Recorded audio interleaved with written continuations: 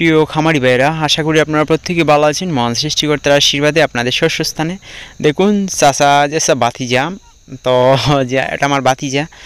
আর আমরা এখানে 3টা পাঠা কিনছিলাম। তো প্রথমে পাঠাগুলো যে দেশি ছিল, ওই যে লোকাল, তো লোকাল থাকাতে ওরা কাটা ঘাস খাইতো না। আমাদের বাড়ি থেকে যে ঘাসের জমি অনেক দূরে, ওখানে নেওয়া যাইতো না। তো ডে বাই ডে আমরা ওটা বিশ্বাস করতাম যে অভ্যাস করলে হয়তো কাটা ঘাসও খাবে। তো দেখুন ওইগুলো আমরা কেটে এনে দিছি, তো কিছু কিছু নষ্ট করছে, তারপর আবার এখন আবার খাইতেছে।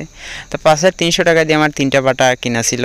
তো শেষে বিক্রির ভিডিওটা দিইনি বা এরকম সময় ছিল না। তো ওটা আমরা বিক্রি করছিলাম 16-17 দিন বলতে পালছিলাম।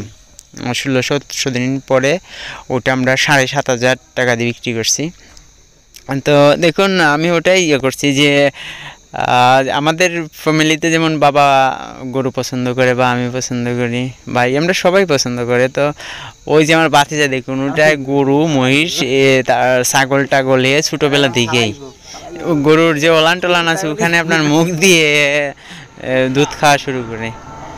প্রত্যেকেই আমার বাতিজার জন্য একটু দোয়া করবেন আপনাদের শস্য স্থান থেকে, বা আশীর্বাদ করবেন যেন ভালোভাবে সুস্থভাবে বড় হতে পারে।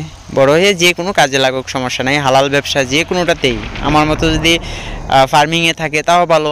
আমি সাজেস্ট করবো ফার্মিংয়ে। পড়াশোনাও আমি চেষ্টা করবো যে লাইফ স্টক নিয়েই পড়ার জন্য। তো ওটাই ভাই স্মৃতি হিসাবে রেখে দিলাম ওর ভিডিওটা। ওই ভিডিওটা আমি জানি যৌতিকতা তেমন নাই, তারপরও বড় হয়ে অনেক সময় দেখতে পারবে। ধন্যবাদ ভাই, প্রত্যেককে ভালো থাকবেন।